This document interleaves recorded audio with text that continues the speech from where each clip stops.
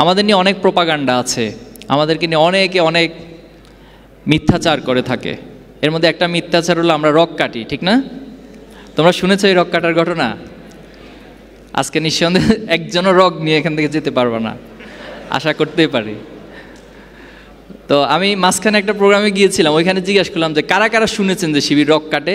সেখানে প্রায় 60% শিক্ষার্থীরা হাত তুলছে, আমি শুনেছি শিবির রক কাটে।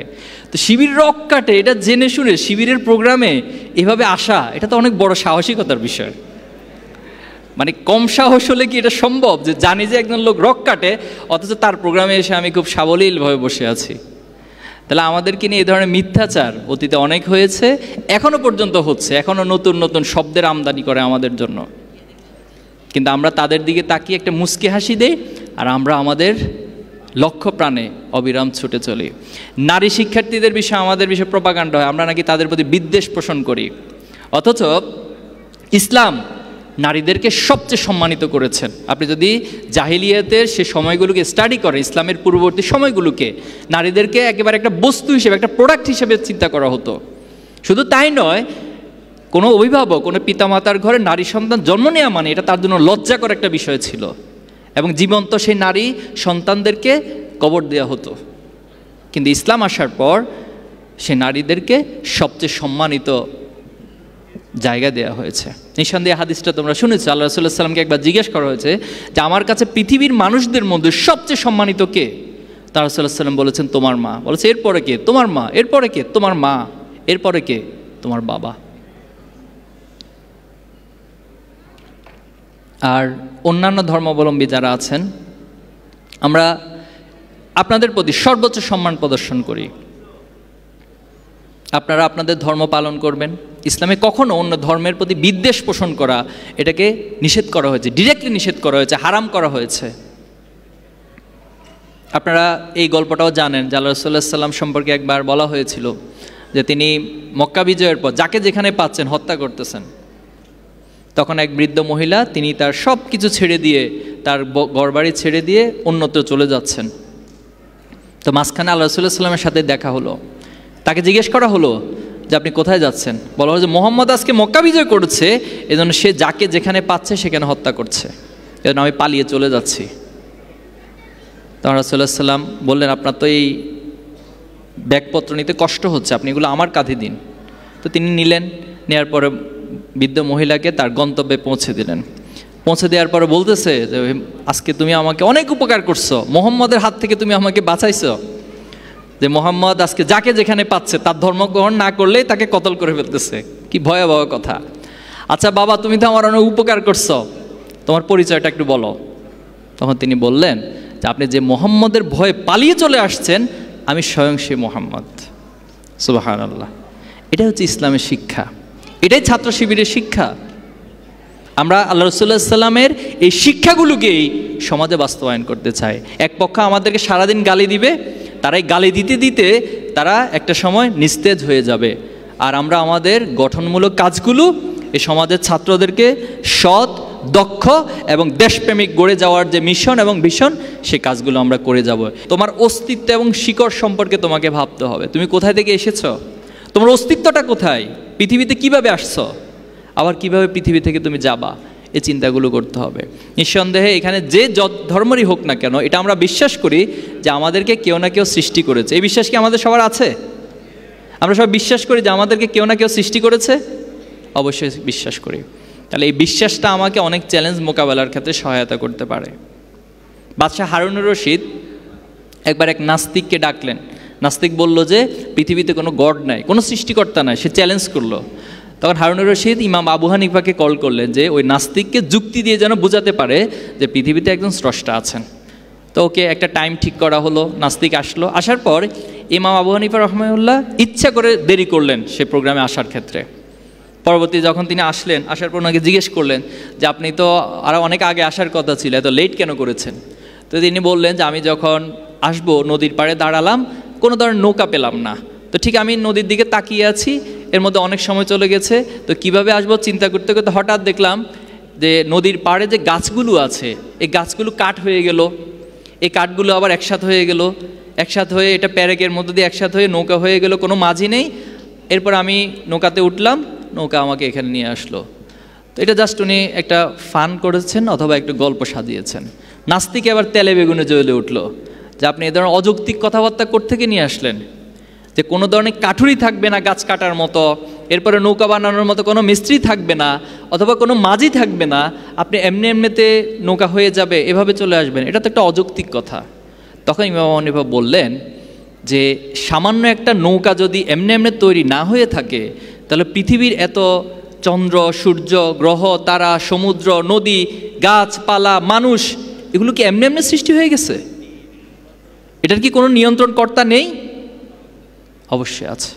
তাহলে সেই নিয়ন্ত্রণকর্তার দিকে যখন আমরা দৃষ্টি রাখব, তখনই আমাদের অস্তিত্বের জায়গাটা আমরা উপলব্ধি করব এবং পৃথিবীর এই চ্যালেঞ্জগুলোকে আমরা মোকাবেলা করতে পারবো। টাইটানিক জাহাজ যখন রওনা করেছে, জানো তো ইতিহাস টাইটানিক জাহাজের? জানো তো। তারা রওনা করার পরে বলেছিল যে আমাদের এই টাইটানিক কোনোদিন ডুবা সম্ভব না। যখন আটলান্টিক মহাসাগরের শীতল পানির মধ্যে সে রাত্রিবেলায় সামান্য একটা বরফখণ্ডের সাথে ধাক্কা খেলো, টাইটানিক জাহাজ ধ্বংস হতে লাগলো, সেখানে পানি প্রবেশ করতে লাগলো। তখন ক্যাপ্টেন বলতেছে যে আমরা খুবই সরি যে আমাদের টাইটানিক জাহাজ খুব শীঘ্রই ডুবে যেতে যাচ্ছে। এখন আমাদের কাছে only one way, that pray to God. গডের কাছে প্রার্থনা করুন। গড যদি এখন আমাদেরকে এখান থেকে উদ্ধার করে, এছাড়া পৃথিবীর কোনো সামর্থ্য না আমাদেরকে এখান থেকে উদ্ধার করবে। কিছুদিন আগে আমরা দেখেছি মাইলস্টোন স্কুল, সবাই স্কুলে গিয়েছে পড়াশোনার জন্য, বাবা মামা তার সন্তানকে পাঠিয়েছেন সেখানে পড়াশোনা করার জন্য, কিন্তু কতটা হৃদয় বিদারক ঘটনা ঘটেছে। একটি যুদ্ধ বিমান, ট্রেনিংয়ের বিমান সেখান থেকে হঠাৎ বিধ্বস্ত হয়েছে। তা আমরা সবাই তো এইভাবেই তো কোনো একদিন চলে যাও পৃথিবী থেকে। তাহলে এই মৃত্যুর অনুভূতি এবং স্রষ্টার সাথে আমাদের যে কানেক্টিভিটি, সেটা আমাকে এই চ্যালেঞ্জগুলো মোকাবেলার ক্ষেত্রে সহযোগিতা করবে। আরেকটি শিকড়ের কথা বলবো, সেটা হলো পিতামাতা। পিতামাতার প্রতি যদি কমিটমেন্ট থাকে, একজন পিতামাতার গাইডলাইন অনুসরণ করে যদি একজন সন্তান তার জীবন পরিচালনা করে, সেই সন্তানও কোনো দিন নষ্ট হবে না। পিতামাতার প্রতি আমাদের কমিটমেন্টের জায়গাতে স্ট্রং রাখতে হবে। অনেকগুলো গবেষণা এসেছে, জাস্ট একটু উপলব্ধির জন্য বলছি, অনেকগুলো গবেষণা এসেছে যে যখন একজন স্বাভাবিক জীবন্ত মানুষের হাড়গুলোকে একসাথে করে, আমাদের যতগুলো হাড় আছে এই হাড়গুলোকে একসাথে করে যদি ভেঙে ফেলা হয়, একজন জীবন্ত মানুষ যে কষ্ট পায়, একজন মা তার সন্তানকে ভূমিষ্ঠ করার সময় তার চেয়ে বেশি কষ্ট পায়। তাহলে সে মায়ের প্রতি আমাদের কমিটমেন্টটা কত বেশি হওয়া দরকার। আমরা পারবো তো ইনশাল্লাহ? আমাদের সে বাবাদের প্রতি, মায়েদের প্রতি আমাদের ভালোবাসা, আমাদের সম্মান সবটুকু আমরা উজাড় করে দেব ইনশাল্লাহ। আচ্ছা, আমরা এই যে ভালো পরিবেশ প্রয়োজন, তোমাদের একটা ভালো পরিবেশ, হাদিস শরীফে এসেছে যে পৃথিবীতে সব মানুষগুলি নিষ্পাপ হয়ে জন্ম নেয়, কিন্তু তার চারপাশের পরিবেশটা তাকে আস্তে আস্তে করে নষ্ট করে দেয়, খারাপ করে দেয়। ইসলামী ছাত্র শিবির আজকে আয়োজন করে ইসলামী ছাত্র শিবিরের টোটাল কর্মকাণ্ডগুলো আমাদের এই সমাজে মানুষকে ভালো হওয়ার জন্য উৎসাহিত করে, একটা ভালো পরিবেশ দান করে। সেই পরিবেশের দিকে আমরা তোমাকে আহ্বান করছি। আমরা শুধু তোমাদেরকে এই প্রোগ্রাম না, শিক্ষা প্রতিষ্ঠানে একটা ভালো পরিবেশ, খেলার মাঠে একটা ভালো পরিবেশ, প্রত্যেকটা জায়গায় একটা ভালো পরিবেশের মধ্য দিয়ে আমি যেন আমার একাডেমিক এবং ভালো রেজাল্ট করতে পারি, সমাজে অর্জনগুলো সবগুলো করতে পারি, আবার সবচেয়ে ভালো মানুষ হিসেবে, নৈতিক মানুষ হিসেবে নিজেকে প্রতিষ্ঠা করতে পারি। এই শিক্ষাগুলো হচ্ছে ছাত্র শিবির তোমাকে দিবে। ছাত্র শিবিরেরকে একটা শিক্ষার প্রতিষ্ঠান বলা হয়, একটা এক্সেপশনাল, এটা ইন্ডিপেন্ডেন্ট শিক্ষার প্রতিষ্ঠান বলা হয়। আমরা মাঝখানে অফিসে বসাছিলাম, কেন্দ্রীয় অফিসে, তো একজন মা তার 2জন সন্তানকে নিয়ে আসলেন। তো আসার পরে আমাদের সাথে দেখা করবেন, পরে দেখা করে বললেন যে আমি শিবিরে ভর্তি করাতে চাই আমার 2 সন্তানকে। তা আমি একটু কৌতূহল জিজ্ঞাসা করলাম যে শিবিরে ভর্তি করাবেন, এই চিন্তা আপনার মাথায় কেন আসলো? তো বললে যে আমি তোমাদের অনেকগুলো ইউটিউবে ভিডিও দেখেছি, তোমাদের কার্যক্রমগুলো দেখেছি, তোমাদের ওয়েবসাইট থেকে তোমাদের সিলেবাসগুলো সব আমি দেখেছি। আমাদের সিলেবাসও কিন্তু আছে একজন শিক্ষার্থীকে কীভাবে করে নৈতিক উন্নত করতে হয়, এই সমাজের জন্য, রাষ্ট্রের জন্য গড়ে তুলতে হয়, সেই সব কারিকুলাম আমি দেখেছি। তো আমার কাছে মনে হয়েছে এটা এক ধরনের শিক্ষা প্রতিষ্ঠান। আর আমি যদি আমার সন্তানকে এখানে ভর্তি করাতে পারি, আমার এই উপলব্ধি হয়েছে যে তারা সবচেয়ে নিরাপদ থাকবে, তারা ভালো পরিবেশটা পাবে, তারা এই সমাজের নষ্টামির মধ্যে নিজেকে জড়িয়ে যাবে না। তাহলে আজকে এই অভিভাবকদের যে আশার প্রত্যাশা ছাত্র শিবিরের প্রতি, সেই দায়বদ্ধতা থেকে আমরা কাজ করে যাচ্ছি। আল্লাহ আরবের সেই এতিম বালককে দিয়ে পুরো পৃথিবীকে চমৎকারভাবে পরিবর্তন করে দিয়েছেন। একটা জাহিলিয়াত সমাজকে এটা সোনালী আলোকিত সমাজে পরিণত করেছেন। এজন্য তোমাদের প্রতি একটা অনুরোধ থাকবে। অনুরোধটা হচ্ছে যে আমি কোথায় জন্ম নিয়েছি, আমি কোন বাবা মায়ের ঘরে জন্ম নিয়েছি, আমি কোথায় থাকছি, আমি কি খাচ্ছি, পৃথিবীতে এটা কেউ ক্যালকুলেশন করবে না। বরং তুমি কি অর্জন করেছ, তুমি নিজের যোগ্যতাকে কতটুকু সমাজের কাছে, পৃথিবীর কাছে প্রমাণ দিতে পেরেছ, তুমি কতটুকু অবদান রাখতে পেরেছ, পৃথিবীর মানুষ সেটার ক্যালকুলেশন করবে। তো ইনশাল্লাহ আমি প্রত্যাশা করি তোমরা তোমাদের স্বপ্নের পথে হেঁটে যাবে। তারা ফেলছে, পশ্চিমারাই তো ফেলেছে, এটা তো মানবতার কোনো কাজ হতে পারে না। আজকে ফিলিস্তিনবাসীর উপরে কী ধরনের নির্মম নির্যাতন চালানো হচ্ছে, শিশুদেরকে, নারীদেরকে হত্যা করা হচ্ছে। কেউ আহত হওয়ার পর অ্যাম্বুলেন্সে করে হসপিটালে যাচ্ছে, সেখানে পর্যন্ত বোম্বিং করে তাদেরকে ধ্বংস করে দেওয়া হচ্ছে। একটা যুদ্ধ বিধ্বস্ত জায়গায় ত্রাণের জন্য সবাই একত্রিত হচ্ছে, সেই ত্রাণ নেওয়া অবস্থায় তাদেরকে উপর থেকে হেলিকপ্টার থেকে গুলি করে হত্যা করা হচ্ছে। এর নাম মানবতা? অথচ আমাদের এখানে এসে তারা মানবাধিকার কমিশন গঠন করে, আমাদের এখানে এসে আমাদেরকে মানবাধিকার কার্ড দেয়, সবক শিখায়, দার্স দেয় মানবাধিকারের উপরে। অথচ তারাই পৃথিবীতে স্পষ্ট সবচেয়ে মানবাধিকারের লঙ্ঘন বেশি করছে। তাহলে এটার কারণ কি? আমি আমার দুনিয়ার অনেক অর্জন করেছি, পৃথিবীর সেরা ধনী তারা তৈরি করছে, পৃথিবীর সবচেয়ে ভালো টেকনোলজিস্ট তারা তৈরি করতেছে, বাট তারা পৃথিবীকে মানবতা শিখাতে পারছে না। আজকে তোমার ভিতরে উদারতা থাকতে হবে, মানুষের প্রতি মমত্ববোধ থাকতে হবে, ভালোবাসা থাকতে হবে। মানুষের কাছ থেকে শুধু উপকার নিয়ে তোমার কাছে ভালো লাগা কাজ করলে হবে না, বরং কতজন মানুষকে তুমি উপকার করতে পারতেছো, তোমার মাধ্যমে কতজন উপকৃত হচ্ছে, সেটা তোমার মধ্যে একটা ভালো লাগা কাজ করতে হবে। এর মধ্যে তুমি মানবিক হয়ে উঠবা। পারা যাবে? এজন্য দেখো, মানুষ আর পশুর মধ্যে একটা পার্থক্য আছে। আমাদের বাবা মারা বলে না সবাই যে বাবা মানুষের মতো মানুষ হও, অথবা আমাদের অভিভাবক যারা আছেন, আত্মীয় স্বজন যারা আছেন, বাবা আল্লাহ তোমাকে অনেক বড় করুক, অনেক মানুষের মতো মানুষ হিসেবে তুমি যেন আল্লাহ তোমাকে কবুল করে, এই দোয়া করেন। কেন করেন? এটা কোরআনে আল্লাহ তাআলা বলছেন যে মাঝে মাঝে মানুষ এমন চরিত্র ধারণ করে, সে মানবিকতাকে হারিয়ে ফেলে, সে পশুত্বের জায়গায় পৌঁছে যায়। বলা হচ্ছে উলাইকা কাল আনাম বাল হুম আদল, তারা পশুর মতো, মাঝে মাঝে তার চেয়ে নিকৃষ্ট। আমি কয়েকটা উদাহরণ দিই, তুমি বুঝবা। যেমন আবরার ফাহাদকে যখন হত্যা করা হয়েছে, তোমরা জানো তো এই ঘটনাগুলো, ইতিহাসগুলো একটু জানার চেষ্টা করবা। বুয়েটের মেধাবী শিক্ষার্থী আবরার ফাহাদ, সে নামাজ পড়তো, এজন্য সে শিবির, তাকে শিবির বলা হয়েছে। সে হচ্ছে কোনো অন্যায় হলে অন্যায়ের প্রতিবাদ করে, এজন্য তাকে শিবির বলা হয়েছে। পরবর্তী দেখা গেল তার বন্ধুরা কয়েকজন মিলে তাকে সারা রাত ধরে সাপের মতো লাঠি দিয়ে পিটিয়ে পিটিয়ে সারা রাত পিটাইছে, পিটিয়ে পিটিয়ে হত্যা করছে। এখন প্রশ্ন হলো, আবরার ফাহাদকে আমরা মেধাবী বলছি, ভালো বলছি, আবরার ফাহাদের সাথে যারা ভর্তি হয়েছিল বুয়েটে, নিঃসন্দেহে তারাও তো অনেক কম্পিটিশন করে, অনেক মেধার পরিচয় দিয়ে সেখানে ভর্তি হয়েছে। কিন্তু তাদের ভিতরে এই মানবিকতাটা কেন তৈরি হলো না যে আমি আমার একজন বন্ধুকে এভাবে পিটিয়ে হত্যা করতে পারি না? তার মানে তার মানবিকতার, মোরালিটির ঘাটতি রয়েছে। বিশ্বজিতের কথাও তোমরা শুনেছ। বিশ্বজিৎকে বলা হলো সে শিবিরের হিন্দু শাখার সদস্য। পরবর্তী তাকে পুরো পৃথিবীবাসী দেখেছে, মিডিয়ার সামনে লাইভ টেলিকাস্টের মধ্য দিয়ে তাকে কুপিয়ে হত্যা করা হয়েছে।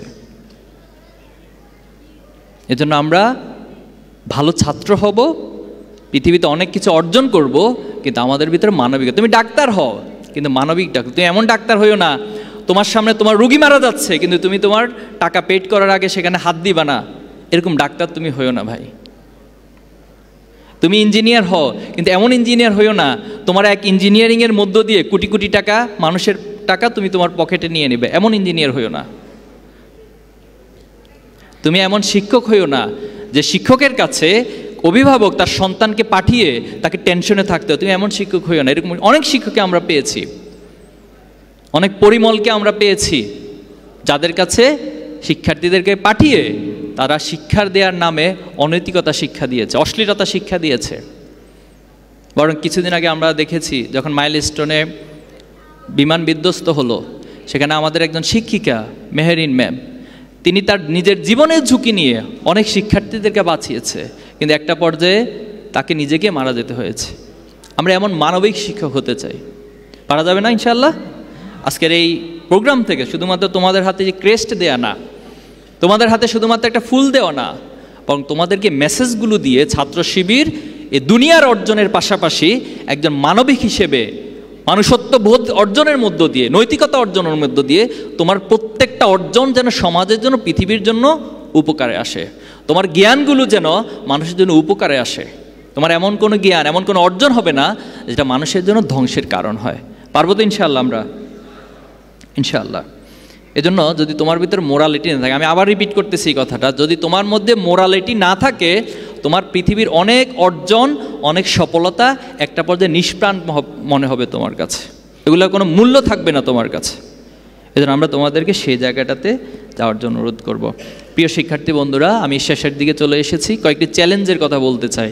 আমরা যে সমাজে বসবাস করছি, যে যুগে বসবাস করছি, এটা একটা শিফটিংয়ের মধ্য দিয়ে যাচ্ছে। কন্টিনিউয়াসলি শিফট হচ্ছে, জেনারেশন শিফট হচ্ছে, চিন্তার শিফটিং হচ্ছে, মানুষের লাইফ স্টাইলে শিফটিং হচ্ছে। আজ থেকে ঠিক 20 বছর 30 বছর আগে তুমি ওই সময় লাইফ স্টাইল স্টাডি করো, দেখবা সেখানে তোমার জন্য এত চ্যালেঞ্জ ছিল না।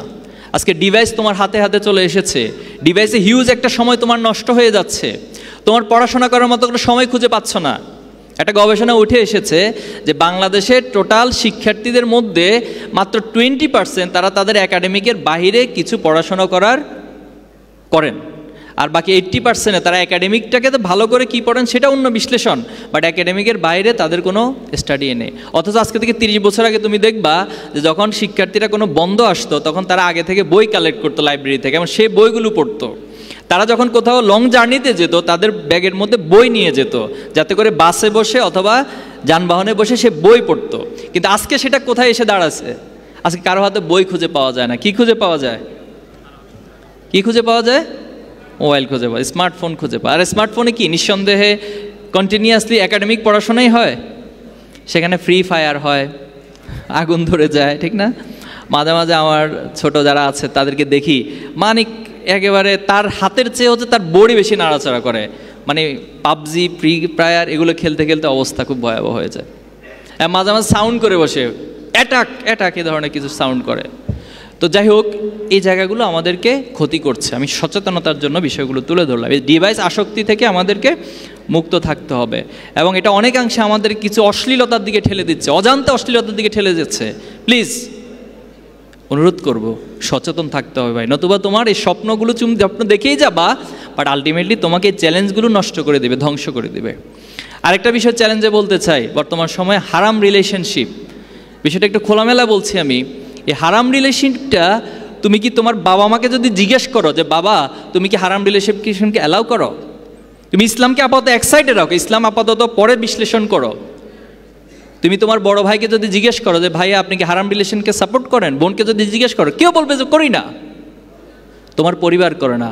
ঠিক তুমি তোমার নিজেকে কোনো একটা পিতামাতার জায়গায় ভাবো, বড় ভাই হিসেবে ভাবো, তুমি তোমার সন্তান অথবা তোমার ভাই, ছোট বোন, তারা কোনো হারাম রিলেশনে জড়িত হোক, এটা কি চাও? কেউ মেনে নেয়? কেউ? তা যে জিনিসটা আমি মানতে পারছি না, সেটা আমার বাবা কিভাবে মানবে, আমার ভাই কিভাবে মানবে? যে জিনিসটা আমাকে আমার সৃষ্টিকর্তা, আমার ধর্ম নিষেধ করেছেন, সে জিনিসটা কখনো আমার জন্য কল্যাণ বয়ে নিয়ে আসতে পারে না। এজন্য খুব সতর্ক থাকতে হবে। এরপর হচ্ছে আমার খারাপ বন্ধুগুলো, আমি যে বন্ধুদের সাথে মিশবো, সে বন্ধুগুলো আমাকে নিজের অজান্তেই এমন একটা জায়গায় নিয়ে যাবে যেখান থেকে ফিরে আসার কামব্যাক করার সুযোগ থাকে না। এজন্য খারাপ বন্ধু থেকে সচেতন থাকতে হবে।